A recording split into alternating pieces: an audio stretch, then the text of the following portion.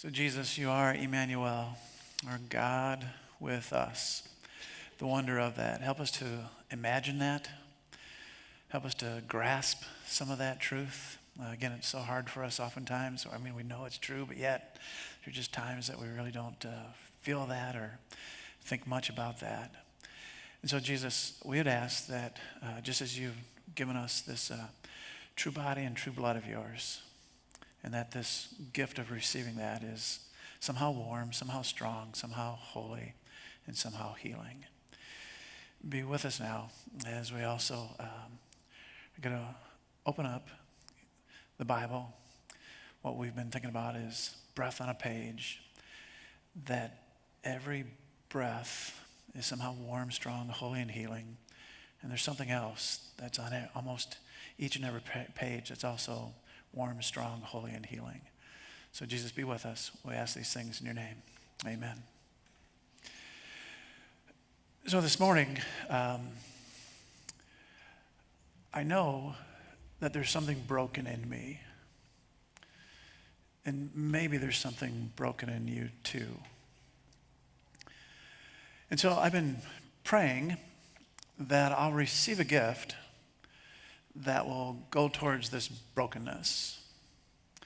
And at first it seems like it's going to be a really strange gift to pray for. But I know that if I pray for this gift and receive this gift, that this gift is going to be warm, strong, holy, and healing. Would you say those words with me? Warm, strong, holy, and healing. In fact, if I get this gift, if maybe you get this gift, it might be one of the best gifts we get this Christmas. Again, who wouldn't want a gift that is warm, strong, holy, and healing? So I've been praying actually for this gift. Every once in a while I get a little bit of it, but kind of been praying that God would give me more of it. I know many of you oftentimes have told me stories of how you've gotten this gift during some of our New Hope worship celebrations, during some of the music. Like maybe that last song, maybe it just would be a song that would give you a gift. But I've even heard a lot of stories of sometimes a first-time guest. I mean, they came in for the very first time, and they received this gift through the worship celebrations, through some of the music that happened in that. And they were, as they tell me the story, they were kind of surprised that they got this gift. It was unexpected, and they even say that I was kind of embarrassed to get this gift. It just kind of took me by surprise. So again, as we're going through these Sundays before Christmas, we're 12 days from Christmas today. We've been talking about this whole idea in this message series that in the Bible, that every word on every page, it involves breath. That the men and a few women that wrote down the words that are in the Bible, that are on every page, that they are at one time they were living and breathing people. They were warm. Some of them were probably strong. Some of them were, being made holy. Some of them were healed by God. And that they wrote down every word that's on the breath on the page, not only with their own breath, but with the breath of the inspiration of God, this warm inspiration, this kind of strong, holy, and healing breath of God. And so that's why they wrote every word that they wrote. So again, there's a breath on every page, and there's a sense that breath it's also warm, strong, holy, and healing. But there's something else on almost each and every page of the Bible, along with the breath, that's also warm, strong, holy, and healing. It's a gift. Just like the breath, it's a gift. Then again, do you want a gift that's warm, strong, holy, and healing? Maybe you do even more than you realize it. Maybe I do even more than I realize it. There's a spiritual writer that's oftentimes quoted. He served as a pastor down in the area of Chicago and did a lot of writing back in the 1950s, 1960s. His name is A.W. Tozer. And I came across one of his quotes many years ago, and it's just one of these things that just sort of talks about this gift And he writes this, the Bible was written with this gift, and with this gift it yields its best treasures. So again, if this gift is applied to each and every page of the Bible, and if we have this gift, maybe we'll get even more out of the Bible. More treasure. More treasure that is warm, strong, holy, and healing. A.W. Tozer is just reflecting what's in the Bible. One of the writers of a number of the letters in the New Testament, we know he's the Apostle Paul, and the Apostle Paul was a warm, living, breathing man that he received the breath of God, and then he was inspired to write so many letters that are in the New Testament. So he writes in 2 Corinthians 2 verse 4, for I wrote to you out of much affliction and anguish of heart and with many, this gift that we're going to talk about. But, and I love the rest of this, not to cause you pain, but to let you know the abundant love that I have for you. And the Apostle Paul, he's only reflecting Jesus. He's following Jesus. And the writer of Hebrews writes this about Jesus. Again, the writer of Hebrews would have been a warm, inspired person. And he writes in Hebrews 5 verse 7, in the days of his flesh, Jesus offered up prayers and supplications with loud cries, and again, this gift. So Jesus had this gift. Jesus still uses this gift. And Jesus is the one that makes this gift, that he's the one that makes this gift, like he makes a lot of gifts, warm, strong, holy, and healing. Would you say those words with me again, please? Warm, strong, holy, and healing. So this gift, along with God's breath and the breaths of many men and women, is almost on each and every page of the Bible. So we're going to memorize a verse of the Bible this morning together and kind of open up this gift and receive this gift. And again, I know that you can memorize this verse. Probably most of you have already memorized this verse. And when I say the reference or where this verse is at, maybe it will appear to you right away. But again, as we open up this gift this morning, I want us to remember that it's warm, strong, holy, and healing. Because at first, you may not really want this gift. But if we receive this gift and use this gift and practice this gift, we might just get something that's warm, strong, holy, and healing. It could be the best gift that we get this Christmas. So are you ready to memorize a verse of the Bible this morning? So it's in John chapter 11, verse 35. John chapter 11, verse 35. Let's say that so you can look this up later if you want to. John 11, verse 35. John 11, verse 35. And here's the Bible verse. We're going to open up this gift. 2 words. Jesus wept. Would you say those 2 words? Jesus wept. John 11, verse 35. Jesus had tears. And I want to make the case this morning that his tears are warm, they're strong, they're holy, and they're healing. Now, right away, I know that many of us men, probably most of us, we have a problem with this thing called tears. In our culture, tears are looked at as just kind of a weakness. Something that's not warm, something that's not strong, something that's not holy, something that's not healing. But I think that might be a lie. Probably there's a number of women and some of our young ladies in the room that might also have a problem with this gift of tears. Sometimes maybe too many tears. Sometimes tears that don't feel like they're warm, strong, holy, and healing. So again, I know there's something broken in me. Maybe there's something broken in all of us. That we kind of resist this gift of tears.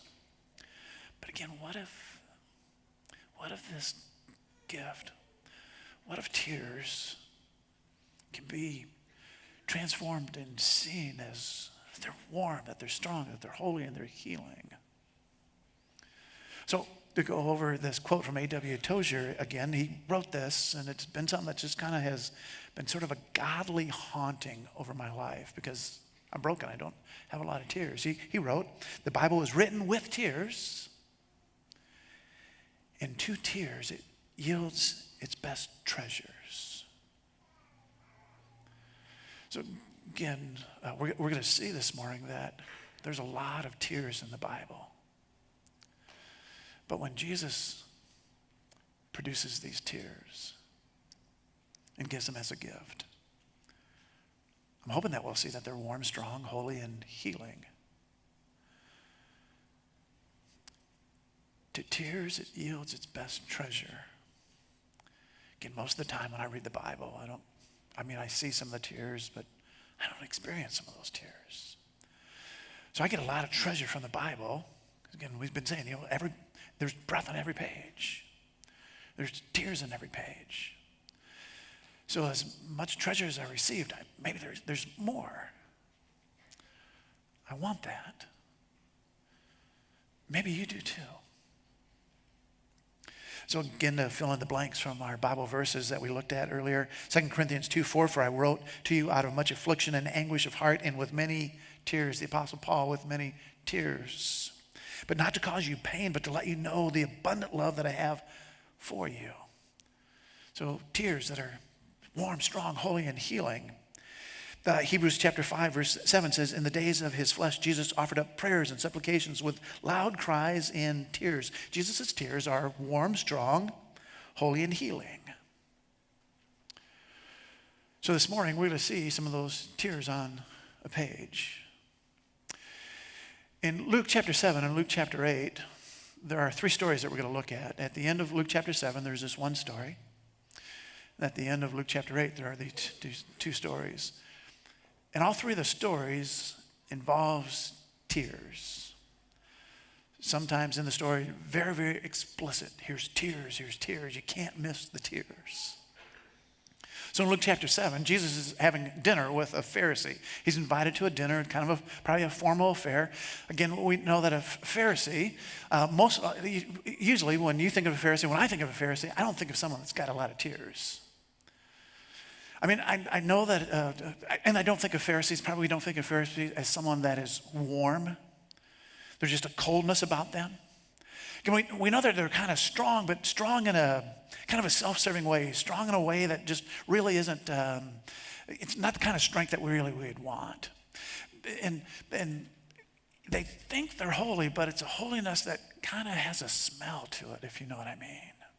That you may not want the kind of holiness that they're selling. In healing, most of the time they're causing wounds to people's souls that need healing, but they're not offering much of it.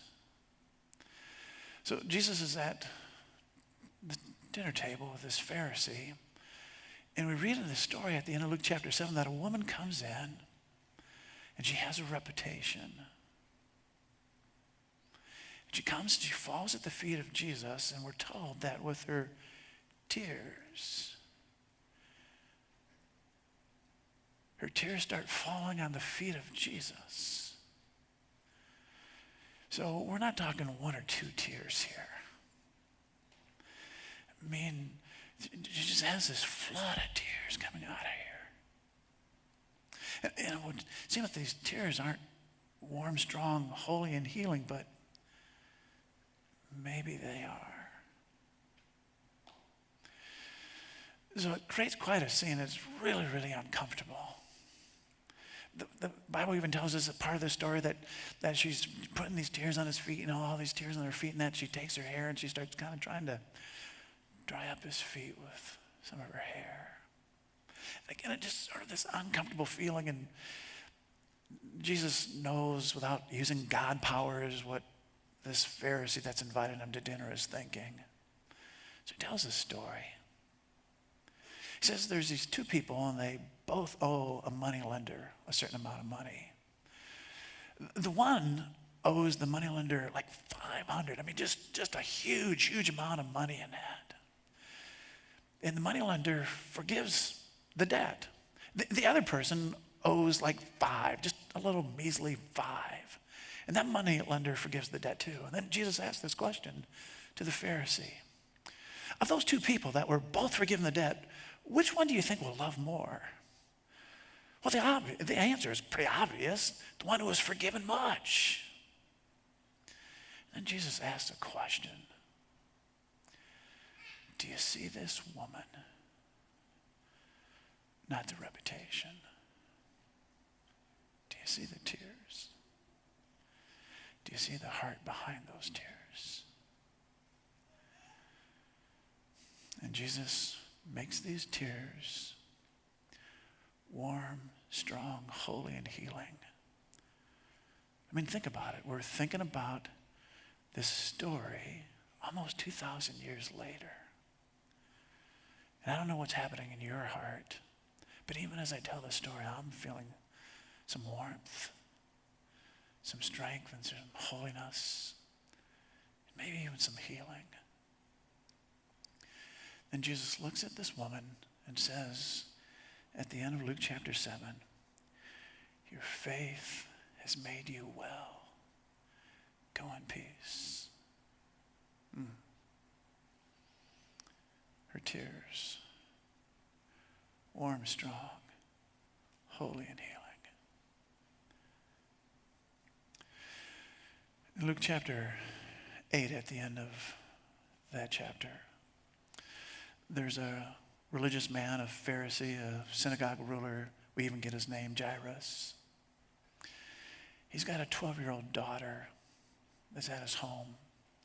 She's real close to death. Somehow he hears that Jesus and his disciples is coming into the village, and so he goes and meets with Jesus first and says, Jesus, will you come?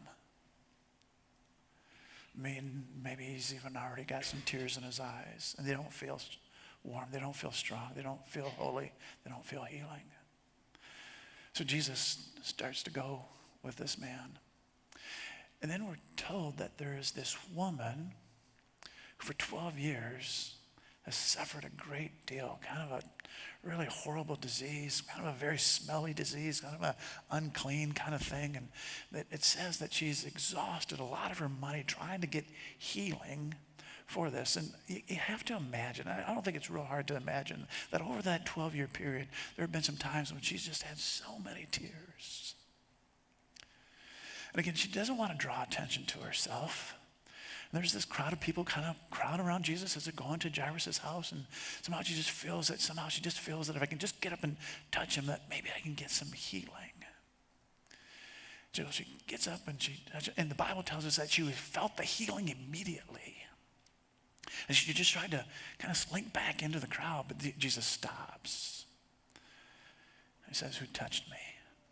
And all the disciples, they're like, well, who's not touching you? I mean, everybody's trying to reach out and touch you. And he goes, no.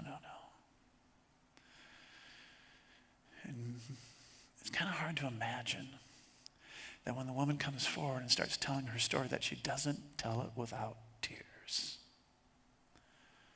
But as she's telling her story with tears and how she's received healing, she knows that somehow Jesus is making these tears warm, strong, holy, and healing. And he says to her, woman, your faith has made you well. Go in peace. And she goes, feeling warm, feeling strong, feeling holy, and received healing. And then we go back to the reason why Jesus is walking through this village. Jairus is standing there, he's waiting. What are you going to do? And then he sees some people he recognizes on the way from his house. He can just tell from their faces that they're not bringing good news. Jesus goes with them, even though the little girl has taken her last breath and has died. when he gets there, there's a lot of commotion. There's kind of, people kind of wailing in tears. Some of the deal is that, they had kind of this thing in their culture where you're supposed to, you could hire people that they would kind of come and kind of moan and wail and make a scene. And, we don't really understand that. And Jesus comes and just kind of says, why are you making all this commotion? This little girl's not dead. She's just asleep. And immediately they kind of lose their tears and they're wailing and, they laugh at him and he puts them out. A number of years ago, one of the kind of musical artists that I listened to is by a man by the name of Don Francisco. And he would take stories of the Bible and write songs about them. This is one of the stories that he took and wrote a song about. The song is entitled, Gotta Tell Somebody. Again, you can look up Luke chapter 8 and read it. And because I'm going to use a couple of verses from this song that how he tells the story of what might have happened. And it says that Jesus, called his 3 disciples that were with him on the way, and he led them and my wife and me. So he's writing this story from the perspective of Jairus, this father of the 12-year-old. So he led them and my wife and me to where our daughter lay. And he took her by the hand and he told her, "Child, arise." And the words were barely spoken when she opened up her eyes. She rose and walked across the room and stood there at our sides. My wife knelt down and held her close, and at last she really cried. Tears. And then Jesus told us both to see that our daughter had some food, but as to how her life was saved, not to speak a word. Not to speak a word. You can read that at the end of Luke chapter 8. But Don Francisco, as he's imagining this story, how would that be possible? So his chorus is, I gotta tell somebody, gotta tell somebody, gotta tell somebody, gotta tell somebody, gotta tell somebody what Jesus did for me. He took our tears and made them strong and warm, holy, and healing. There's a newer song of Christmas that came out a few years ago in 2008. Faith Hill and a few others produced a song called A Baby Changes Everything. Maybe some of you are familiar with that song. And in that song, there's a chorus. It's about Mary. And she cries. It's, oh man, the music and the voice, and she cries the tears. But as you hear that song, you get a sense that those tears are somehow warm and strong and holy and healing. Now, Faith Hill, a lot of money, big, huge country superstar, and there's another version of this song that I actually prefer. It's a version that's sung by our own Deanna Mel. Just want to let you know, I prefer that one.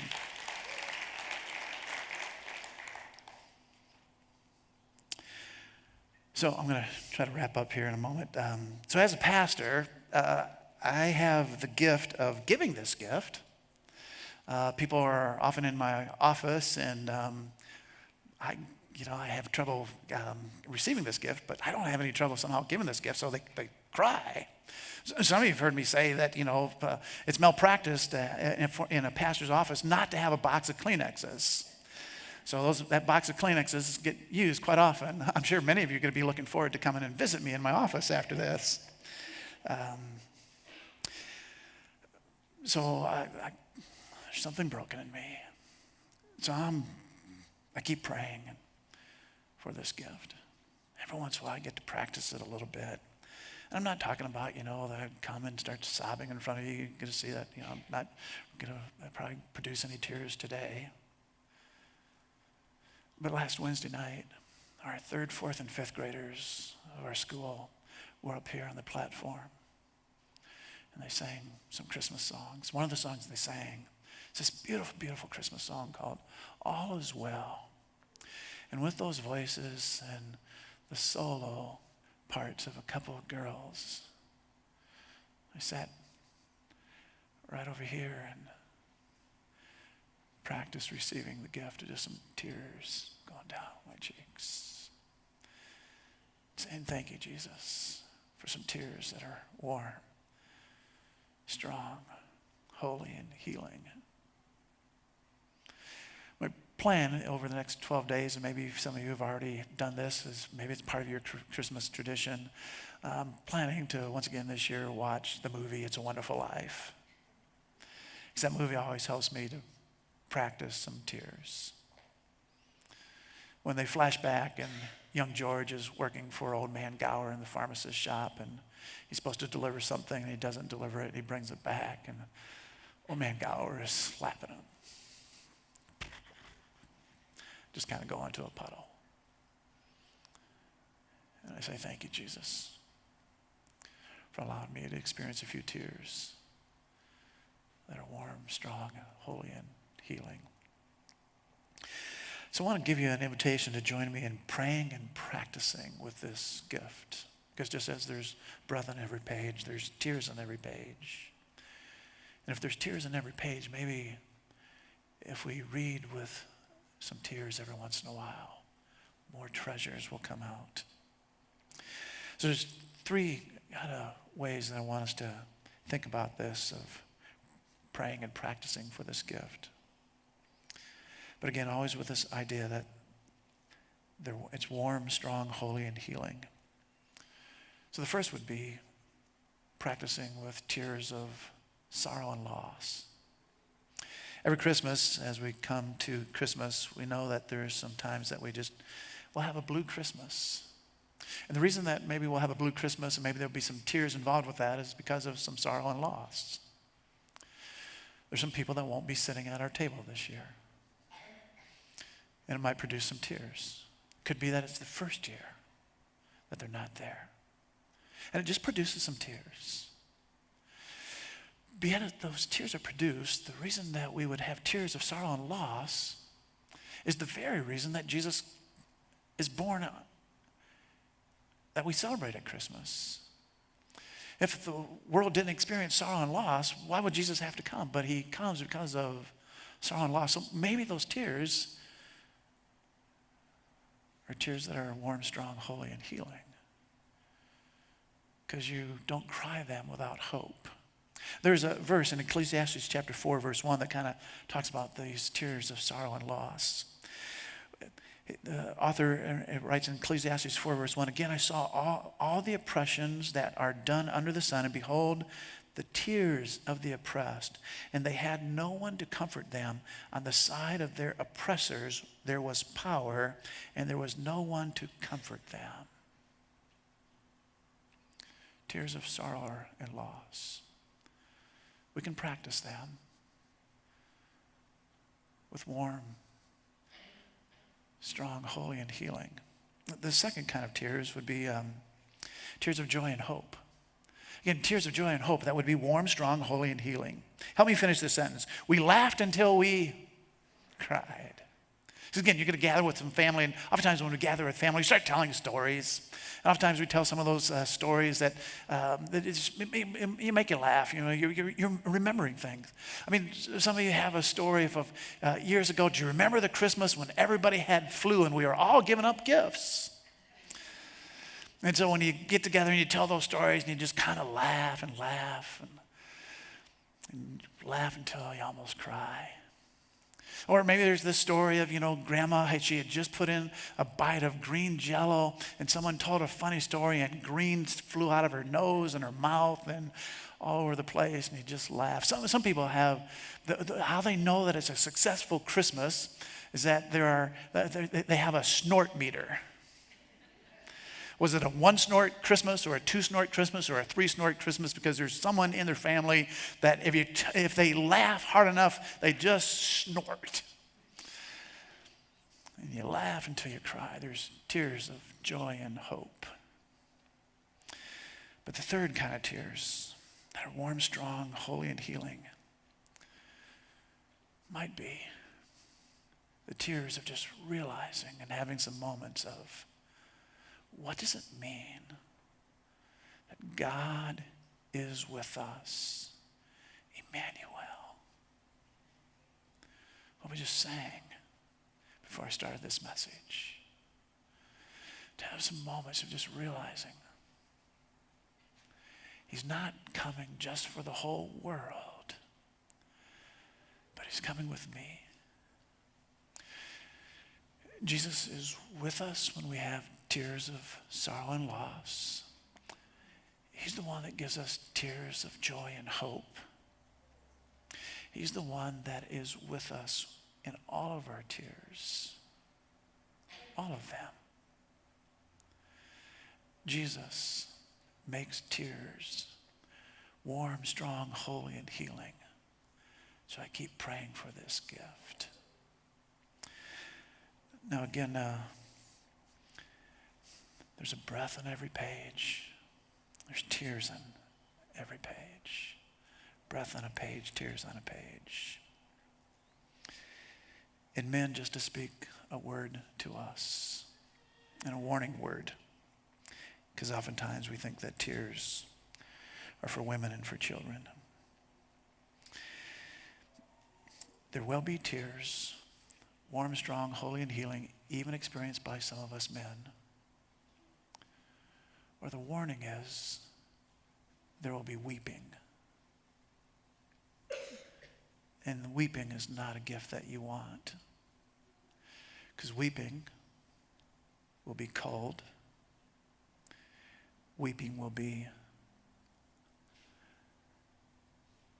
not strong. But you won't be able to stop. And weeping will be unholy. And weeping will not be healing. In Matthew chapter 8, there's a story about Jesus, and he has this encounter with a centurion. Again, a centurion is a Roman soldier. It's kind of the epitome of strength at that time. I mean, they're oppressors. That's what the Ecclesiastes verse is talking about. They were oppressors. Probably the centurion has caused a lot of tears. But yet something about this centurion's heart is that he cares about a person, a servant that works for him that's real sickly and that. And so somehow kind of out of desperation with some kind of a heart that wants to experience some warmth and some strength and some holiness and some healing that's beyond the powers of Rome. He approaches Jesus, and Jesus is willing to go with him to his house to heal the servant. And the centurion says, no. Just say the word. And we read in Matthew chapter 8 that Jesus he marvels at this man's faith. And he kind of says, I haven't seen faith like that in the people of God, of the Israelites. And then here's what he says. Truly I tell you that with no one in Israel have I found such faith. I tell you, many will come from the east and from the west and recline at the table with Abraham, Isaac, and Jacob in the kingdom of heaven, while the sons of the kingdom will be thrown into outer darkness, and in that place there will be weeping and gnashing of teeth, even if you don't want to weep, even if you don't want your teeth to gnash. And get this, in the Gospel of Matthew, Jesus repeats this warning 6 times. Men, there will be tears, or there will be weeping. I'm praying for the gift of tears that are warm, strong, holy, and healing. The gift of tears that are warm, strong, holy, and healing until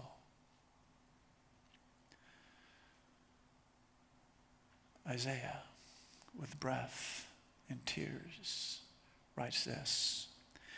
In Isaiah 25, verse 8, He, God, will swallow up death forever, and the Lord God will wipe away tears from all faces. We won't need tears anymore, because we'll be in a place where it's always warm, always strong, always holy. And we won't need healing anymore either, because we'll be healed.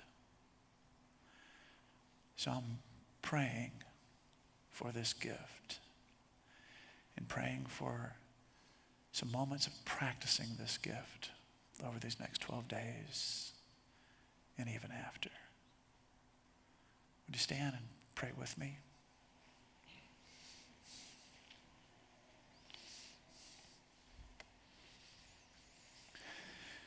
Jesus, on these on this Sunday, 12 days before Christmas.